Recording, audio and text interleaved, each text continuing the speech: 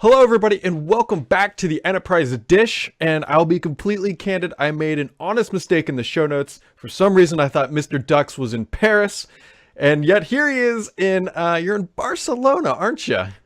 That's right, I'm in Barcelona, as the Catalans would say. I was actually in Paris early this week. I just got here today, so beautiful weather, beautiful day, it's just perfect. Yeah, if you don't follow Dux on Instagram, it's a good follow. He travels so much, you kind of never really know what's going to show up in the feed. But Dux, yet again, why are you on the road in Paris and honestly in fabulous cities, Paris and Barcelona?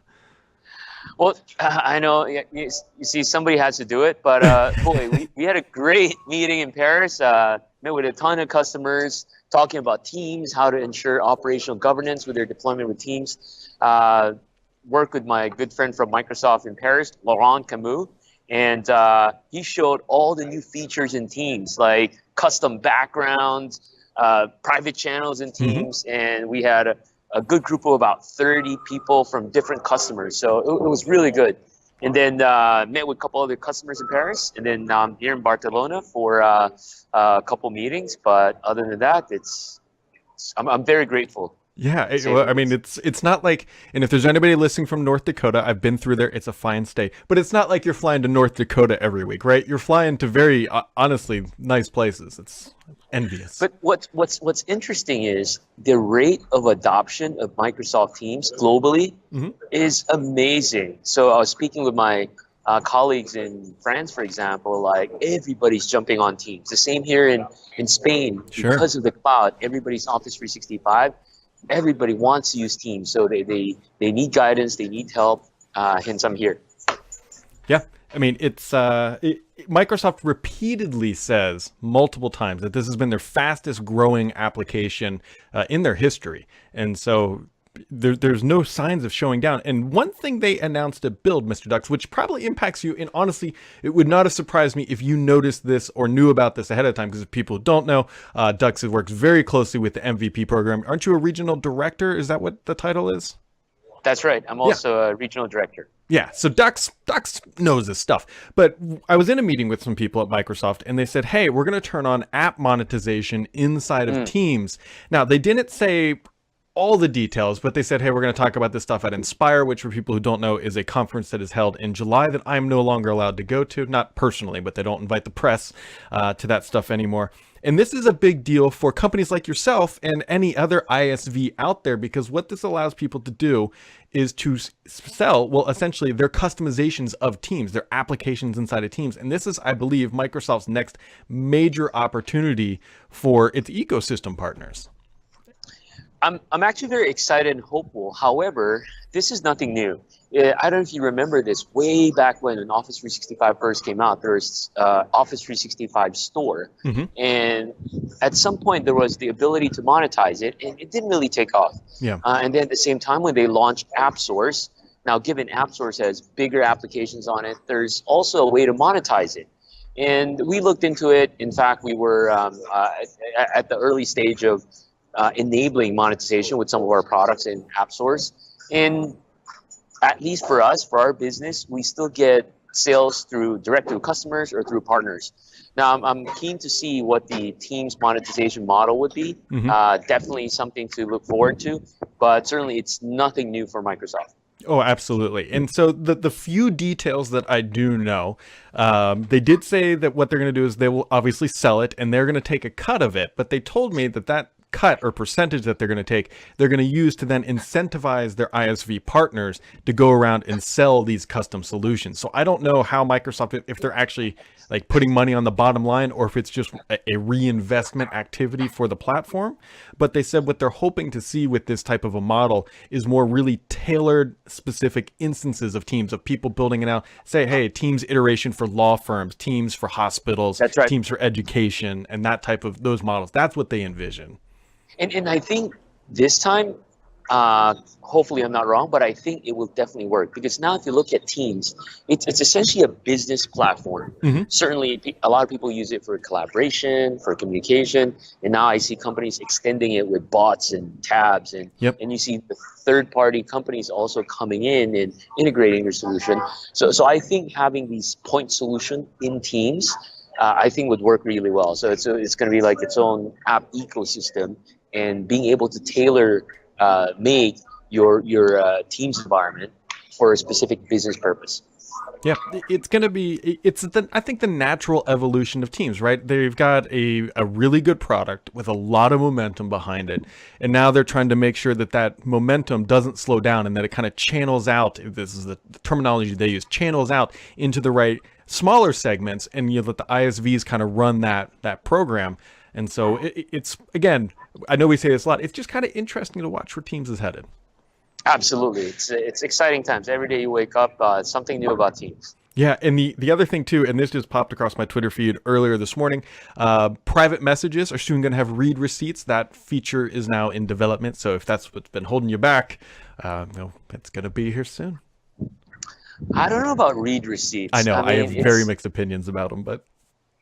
For me, remember read receipts in emails? When I used to get that, somehow I get annoyed. I'm like, why? You don't trust that I looked at your email? Yeah.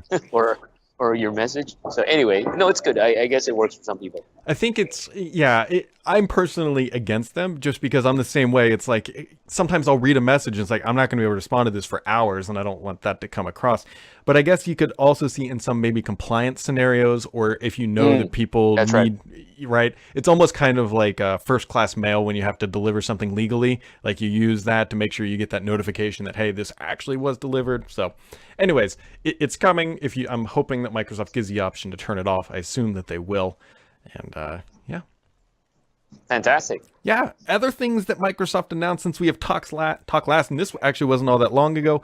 New features rolling out to Microsoft 365, including SharePoint home sites. Yammer is getting Q&A features that are boosted by Microsoft's very fancy AI and bot technology, and they're updating Microsoft Stream to work better on mobile devices and have fun things like surveys and quizzes and all that good stuff rolling out to Mr. Microsoft 365.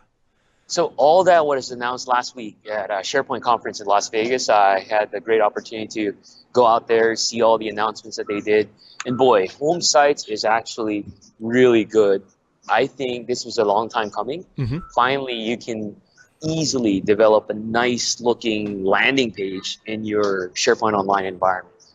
It's just an extension of what communication sites can do, but it's essentially communication sites on steroids. So that's really good. I think a lot of companies would appreciate that and take advantage of it. Yeah. With regards to the Yammer Q&A, I think that's fantastic, especially with automated bots, right? Because I'm sure in a lot of companies, especially if you have new people coming in, they're going to ask the same questions over and over, and which is okay. But instead of having to wait for somebody to respond, imagine a bot would respond right away. Like somebody's asking, hey, where's the HR policy manual? And then automatically the bot would say, hey, click on this URL.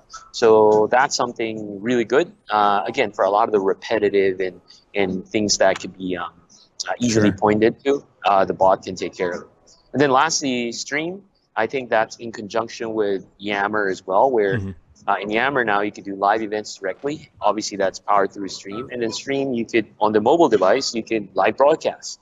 So now it's really being akin to a lot of the consumer apps where, you could do Periscope or Facebook Live, and now you could do this within your own organizational environment through your mobile device. And Mr. Dux, I have to ask you this question. I have to ask you this. You were in a helicopter in Vegas. That's right. Please tell us the details about this. How did this whole thing come about?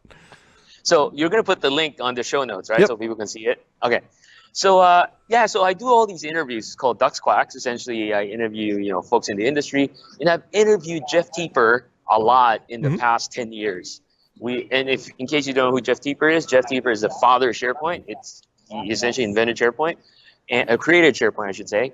So I've interviewed him in a conference room setting, in a car.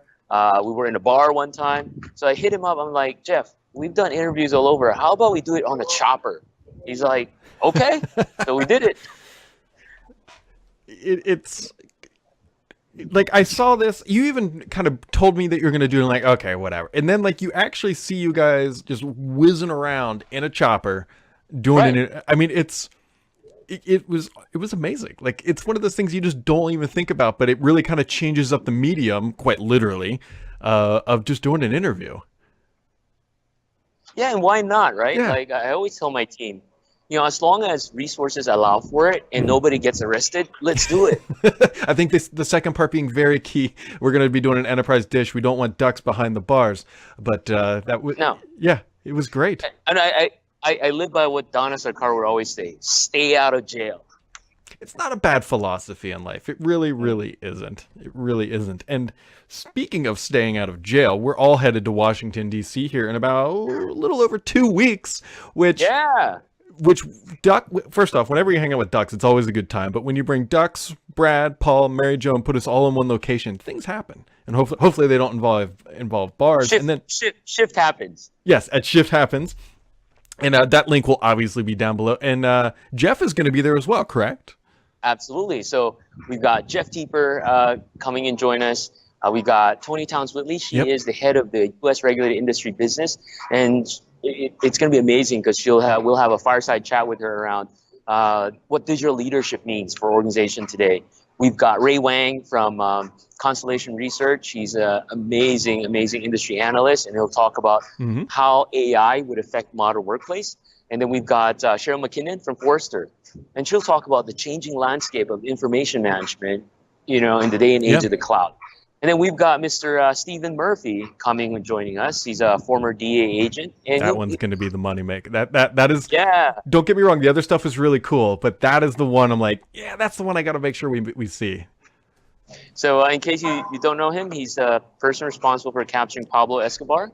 And he's going to talk about how important it is to shift and change mindsets and in order to achieve your goal, right? Yeah. So that could be a good one.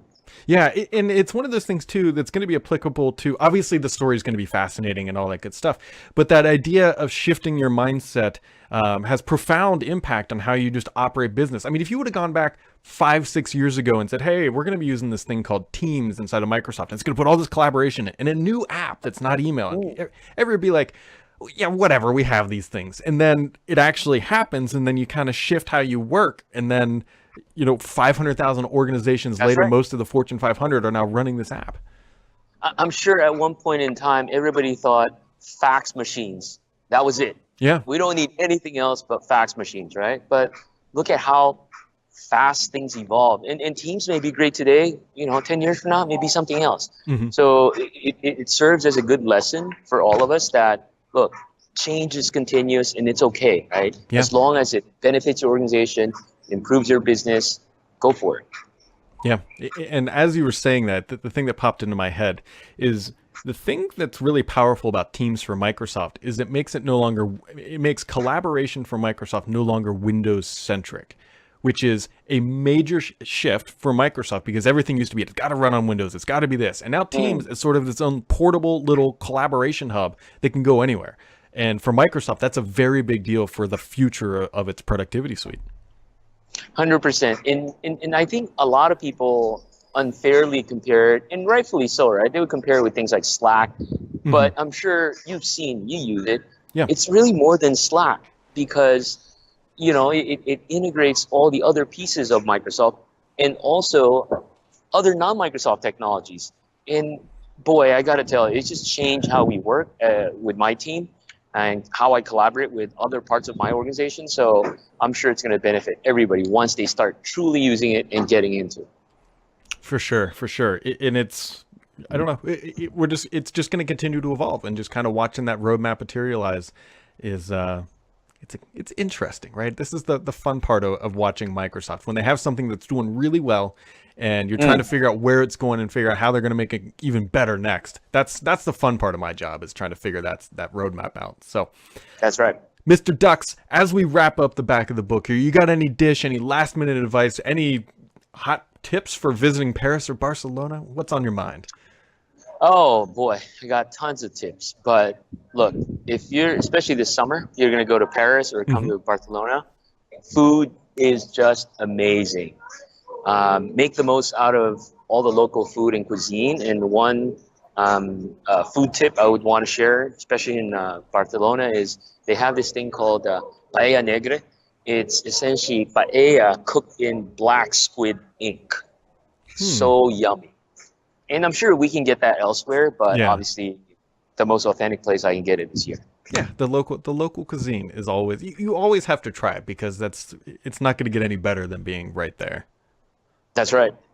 Awesome stuff, Dux. Well, we very much appreciate you taking your time out of your ludicrously busy travel schedule and all that stuff. And I'm very much looking forward to seeing you in about 2.5 weeks. I was trying to do the quick math there at Shift Happens in Washington, D.C. And everybody can find, obviously, all those details down below. Mr. Dux, we will be talking in person next time. And everybody else, make sure to hit that subscribe button. And we'll catch you right back here next time.